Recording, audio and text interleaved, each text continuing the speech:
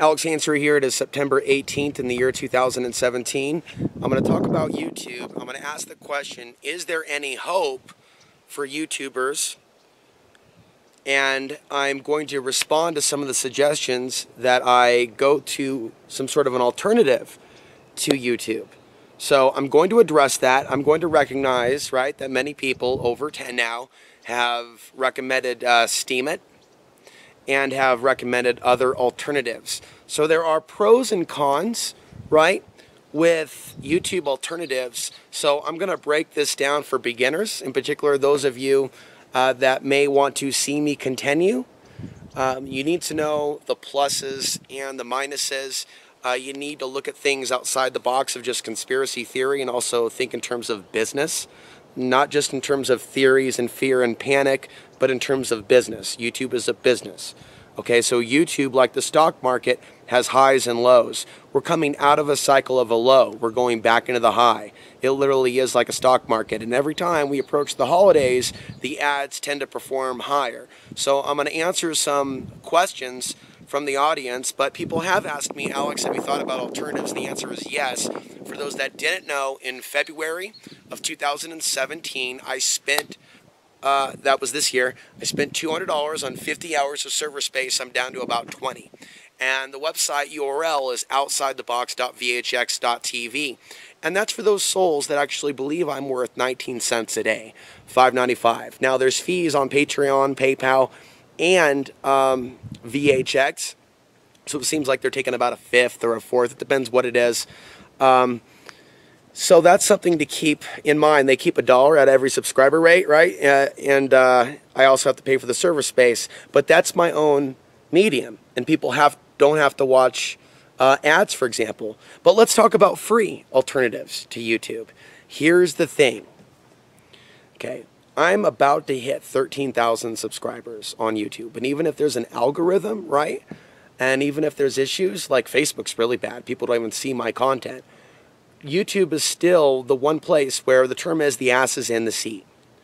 So unless you can show me, for example, a way that someone like me can start over with 0 subscribers and actually make more than 5 cents. See, those of you that are non-content creators need to keep this in mind. Those that haven't gotten up to a certain point. It's not to be an insult. It's that there's so many websites, and they get us to advertise these websites like, hey, have you heard about this? And a lot of people are self-interested, but so are these websites. Just because it's not Facebook or YouTube, just like there's alternatives to Facebook where, you know, people with really massive followings, yes, they can make a living on Minds.com. Okay, but for someone like me, it's more in the dollar per day range. So even with the issues with YouTube, what you need to know is what you need to know about what's going on with YouTube. It was in April when we started to see this decline. You know, with this whole, we're cutting back on videos, on ads because of extremism. And I also let you know that Facebook and YouTube were promoting extremism. So this was really about hurting the content creator. But to hurt them permanently and cripple them permanently, there are still some people that have some ads. Some channels have absolutely no ads. Some have ads on every single video. So if someone right now has ads and they have the asses in the seat, they have the viewers, then they're on the uphill curve. So I saw my channel go from like, okay, we're at $500 a month and we're crashing down to $80 a month. Now we're on the upswing past $150 a month. Okay, will it keep going? We need to push forward once the machine seems to be going back to normal. Could it break 200? Could I break 200 per month? Could I break 250 per month? See, right now, you have to provide a case that there are other websites in which I can make more than $1. Otherwise, it's a pointless argument to even suggest an alternative to YouTube unless you actually have physical evidence that someone in the lower tier, and you need to know that I'm lower tier. You need to know that this content, for the most part, is rejected by a lot of people that are actually into alternative media because I get into a number of niche topics. So even with YouTube making my videos private, still my main source of income, or check if you will, is coming from. Okay, there might be some donations come in, maybe $5, maybe $10. That would be great. But really, my income this month is coming from, there's going to be a check from YouTube.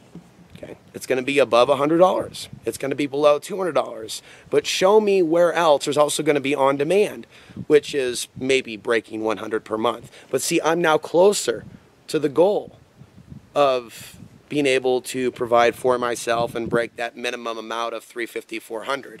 And it may take many, many months, and I may need to borrow $100 per month in a worst case scenario where I can't make the payments. But I'm going to do that. I will consider a third option, but people need to understand I already invested personal money, and if some people don't think that I'm worth 19 cents a day, I really can't make an argument for them. Why? It's kind of crazy for people to waste money on coffee and maybe a $5 tip for a waitress who doesn't even like you and not even contribute that to. So I'm gonna encourage people to change their thinking. Not everything can be for free. Now let's talk about this. My friend gave a forecast regarding YouTube, and this is based on someone's sixth sense. She's called a number of things, and she also assumed that we wouldn't see the return of YouTube acting normally for 7 months. She gave that projection in April of this year. Okay, so we are now seeing, we're now in the 6th month, the 7th month will be coming up. Okay, so if I see it break 200 per month, and I just came out of a spell in which I was at 80 per month, that's good. They're still demonetizing half my videos. A lot of you just, let me explain things further. It's not based so much on my current videos. I have videos from like 5 years ago that have like hundreds of thousands of views where it's like a lecture or somebody talking about something or edible plants or, you know, someone doing something somewhere. Okay, so it isn't so much my recent videos. And as I answered another person, supporter from Australia, who has sent a donation, she asked if the revenue is improved if people sit through the ads. And the answer is yes. That's why you see the mainstream channels, they get to make someone sit through 30 seconds if you're watching Vizio or one of those music video channels. Yeah, you have to sit through 30 seconds, whereas mine you can skip through.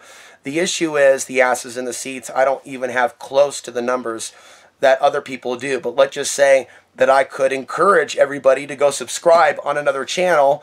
But if I'm only reaching like 150 of you, look at my views versus my subscribers. 150 views per video, something is wrong there. So how would I even be able to tell the people on YouTube to go over? And would they even want to? We know now that unless the comment section is open, most people won't even join a private forum of mine. So let's talk about her projection.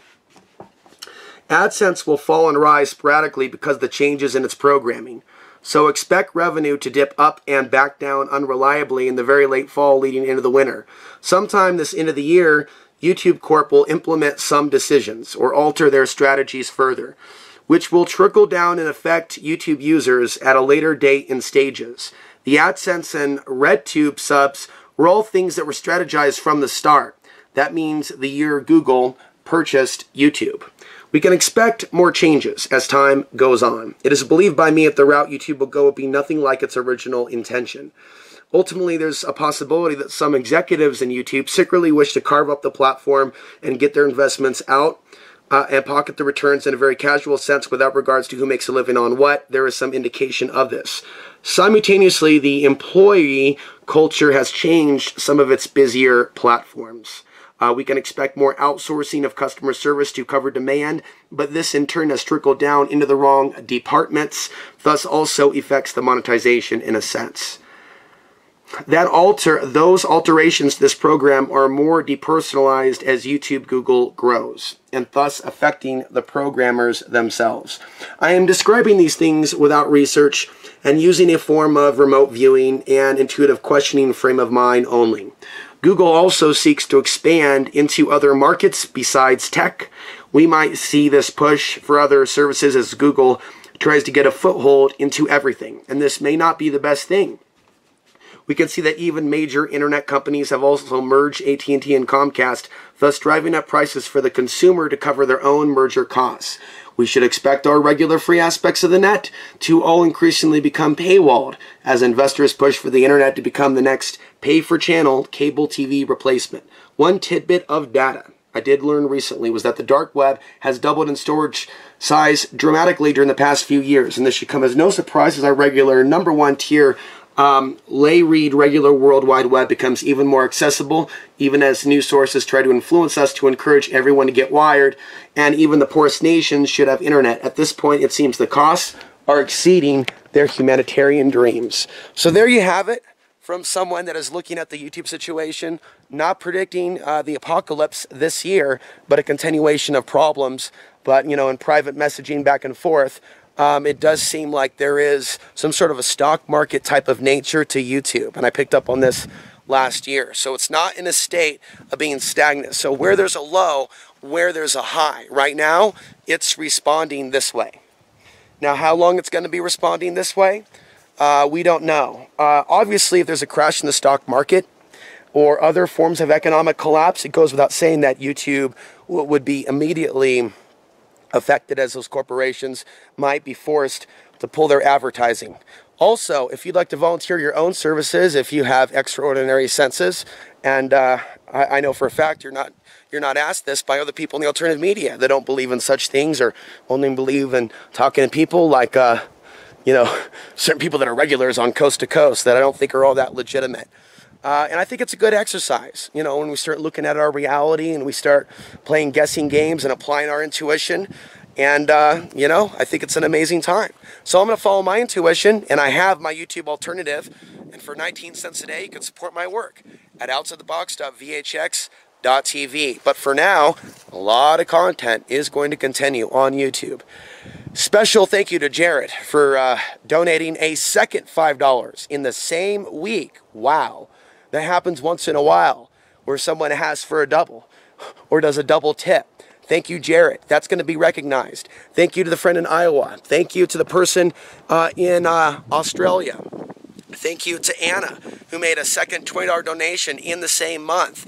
This is what makes the difference, not going to some YouTube alternative for someone else to suck our energy. I'm Alex Ansary signing off for September 18th, 2017.